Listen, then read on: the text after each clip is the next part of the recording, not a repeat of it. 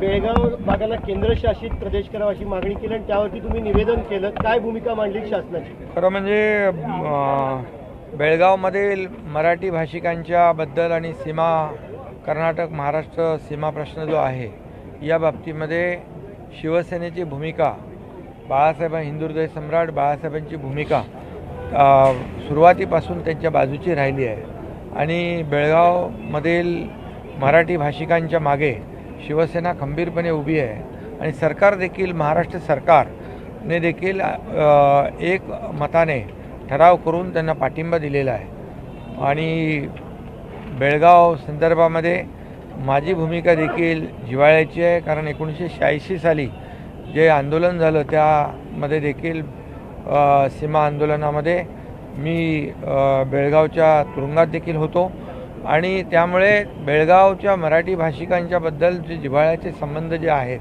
ते गेल्या अनेक वर्षापासूनचे आहेत आणि मी जेव्हा मुख्यमंत्री होतो त्यावेळेस देखील केंद्रीय गृहमंत्री अमित शाह साहेबांनी एक महाराष्ट्राचा मुख्यमंत्री आणि कर्नाटकचा मुख्यमंत्री यांची एक संयुक्त बैठक बोलवली होती आणि त्या बैठकीमध्ये देखील हे प्रकरण सर्वोच्च न्यायालयामध्ये न्यायप्रविष्ट असल्यामुळे या ठिकाणी मराठी भाषिकांवर कुठलाही अन्याय होऊ नये, अत्याचार होऊ नये अशा प्रकारची भूमिका कर्नाटक सरकारने घ्यावी अशा प्रकारच्या देखील स्पष्ट सूचना केंद्रीय गृहमंत्री अमित शाह साहेबांनी केल्या होत्या आणि आज खरं म्हणजे दुर्दैवी प्रकार आहे, मराठी भाषिकांचा मेळावा महाराष्ट्र एकीकरण समितीने आयोजित केला होता आणि तो मेळावा होऊ नये याचा पुरेपूर प्रयत्न या ठिकाणी कर्नाटक सरकारने केला. कर्नाटक सरकारने एक दडपशाही केली आणि जे आंदोलनकर्ते होते ते माजी आमदार असतील, माजी महापौर असतील, अनेक लोक, शेकडो मराठी भाषिकांना वेगवेगळ्या तुरुंगामध्ये डांबण्याचं दुर्दैवी प्रकार त्या ठिकाणी केलेला आहे आणि म्हणून याचा मी जाहीर निषेध करतो, धिक्कार करतो आणि आज वरिष्ठ सभागृहात विधान परिषदेमध्ये देखील सरकारची भूमिका आणि शिवसेना पक्षाची भूमिका मी मांडली. मुख्यमंत्री महोदयांनी देखील सरकारची भूमिका मांडलेली आहे. त्यामुळे सरकारची भूमिका एकच आहे की कर्नाटकमधील मराठी भाषिकांच्या पाठीशी महाराष्ट्रातली 12.5 कोटी जनता पूर्णपणे खंबीरपणे उभी आहे आणि जे सर्वोच्च न्यायालयामध्ये प्रकरण सुरू आहे यासाठी देखील महाराष्ट्र सरकारच्या वतीने अनेक तज्ज्ञ वकिलांची फौज काम करते आहे आणि आणखी जे जे काही करावं लागेल ते आपण करू. त्याचबरोबर सीमावर्ती भागामध्ये देखील अनेक शैक्षणिक संस्था आहेत, त्यांना मुख्यमंत्री निधीतून अनुदान देखील आपण दिलं.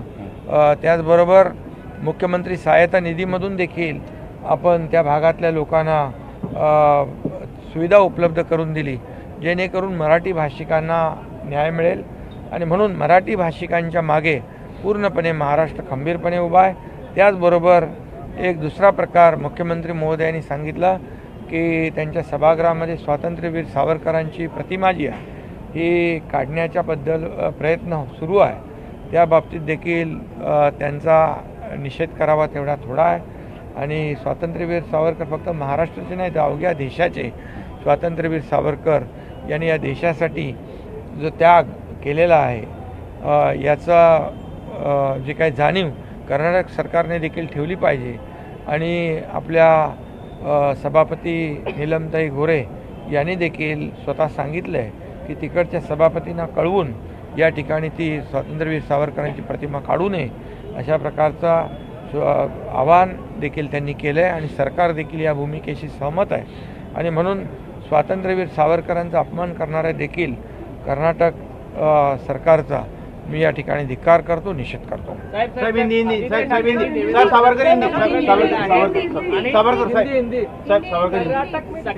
कर्नाटक में आज जो मराठी भाषिक है उन्होंने मराठी भाषिक लोगों का एक सम्मेलन लिया था और इसमें कोई इस देश में कोई भी कहीं भी रह सकता है, कहीं भी जा सकता है, कहीं भी ऐसी मीटिंग कर सकता है, सम्मेलन ले सकता है, लेकिन यहाँ कर्नाटक सरकार ने जो दमन चक्र चलाया, जो उनकी जो सम्मेलन है उसे लेने वाले जितने भी लोग हैं मराठी भाषिक, मराठी एकीकरण समिति के कई माजी आमदार हैं, माजी महापौर है, इनको और 100 से ज़्यादा लोगों को मराठी भाषिक भाई और बहनों को अरेस्ट करने का पाप किया है। इसका मैं धिक्कार करता हूँ, निषेध करता हूँ। और मराठी भाषिक जनता जो है वहाँ पर, उसके पीछे शुरू से हिंदू हृदय सम्राट बाला साहेब ठाकरे जी ने भूमिका ली थी, वही भूमिका हमारी भी है, वही भूमिका हमारी सरकार की भी है। और पूरे 12.5 करोड़ जनता, ये कर्नाटक में रहने वाले हमारे मराठी भाषिक जो है, उनके पीछे खंभीरता से उभी है, खड़ी है। और उनके लिए कई ऐसे स्कूल हैं, उनको भी अनुदान देने का काम किया है। कई लोगों को आरोग्य सुविधा देने का काम हमारी सरकार ने किया है। इसलिए सरकार की भूमिका स्पष्ट है।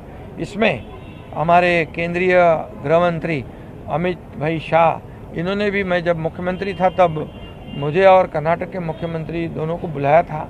और ये जो कर्नाटक सीमा आंदोलन का जो इशू है वो सुप्रीम कोर्ट में है, और तब तक मराठी भाषिक लोगों को वहाँ कोई भी अन्याय ना हो, अत्याचार ना हो, ऐसा सूचनाएं की थी।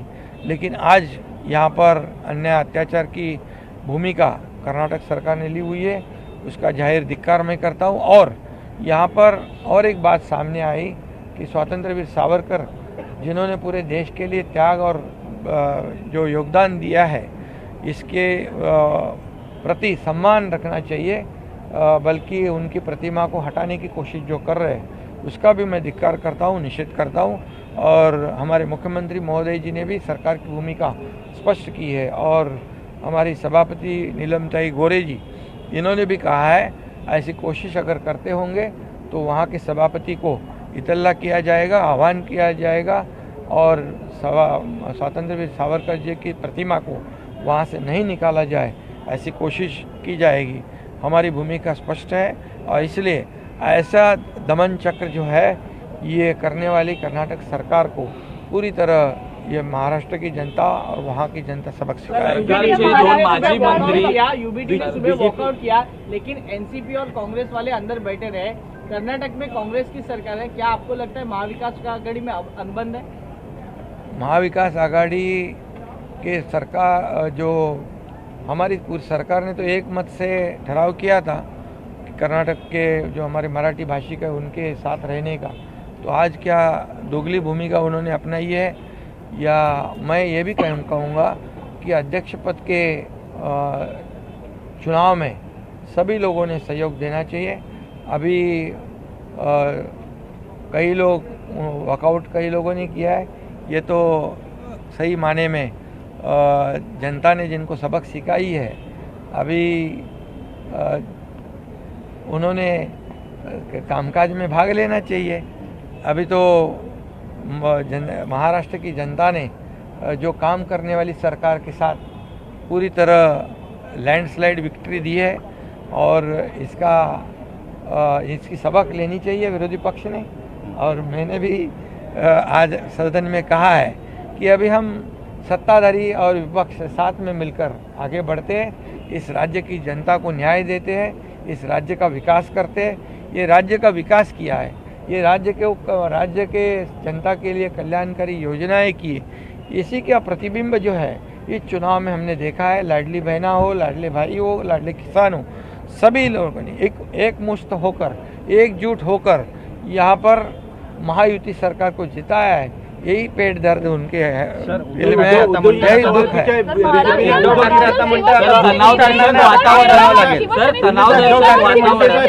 शिंदे साहब, बीजेपी ने उद्धव जी से सवाल पूछा है कि क्या वो सावरकर के अपमान पर चुप बैठेंगे या अभी सवाल पूछेंगे? इससे पहले सावरकर जी के अपमान के बारे में चुप्पी साधे बैठे, इसलिए तो हमें तो नई सरकार गठित करनी पड़ी। और इसलिए मैं इतना ही कहूँगा, सभी लोगों ने कर्नाटक के सरकार ये विषय पे सभी लोगों ने एकजुट होकर कर्नाटक में रहने वाले हमारे मराठी भाषिक जो है उनका साथ देना चाहिए। वातावरणात आपले दोन माजी मंत्री जाणार आहेत का?